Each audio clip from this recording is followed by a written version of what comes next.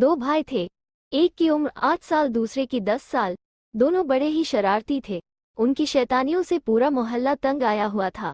माता पिता राय दिन इसी चिंता में डूबे रहते कि आज पता नहीं वे दोनों क्या करें। एक दिन गांव में एक साधु आया। लोगों का कहना था कि बड़े ही पहुंचे हुए महात्मा है, जिसको आशीर्वाद दे दे उसका कल्याण हो जाए।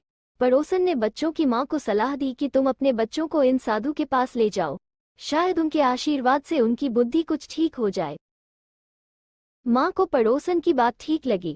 पड़ोसन ने यह भी कहा कि दोनों को एक साथ मत ले जाना, नहीं तो क्या पता दोनों मिलकर वहीं कुछ शरारत कर दे और साधु नाराज हो जाए। अगले ही दिन मां छोटे बच्चे को लेकर साधु के पास पहुंची। साधु ने बच्चे को अपने सामने बैठा लिया और मां से बाहर जाकर इंतजार करने को कहा। साधु ने बच्चे से पूछा, बेटे तुम भगवान को जानते हो ना, बताओ भगवान कहाँ है। बच्चा कुछ नहीं बोला, बस मुंह बाएं साधु की ओर देखता रहा। साधु ने फिर अपना प्रश्न दोहराया, पर बच्चा फिर भी कुछ नहीं बोला। अब साधु को कुछ चिढ़ सी आई। उसने थोड़ी नाराजगी प्रकट करते हुए कहा, मैं क्या पूछ रहा हूं, तुम्हें सुनाई नहीं देता? जवाब दो, भगवान कहाँ है?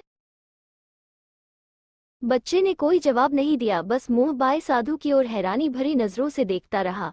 अचानक जैसे बच्चे की चेतना लौटी, वो उठा और तेजी से बाहर की ओर भागा। साधु ने आवाज दी पर वह रुका नहीं, सीधा घर जाकर अपने कमरे में पलंग के नीचे छुप गया। बड़ा भाई, जो घर पर ही था, ने उसे छुपते हुए देखा तो पूछा, क्या हुआ, छुप क्यों रहे हो? भैया तुम भी जल्दी से कहीं छुप जाओ, बच्चे ने घबराए हुए स्वर में कहा। पर हुआ क्या?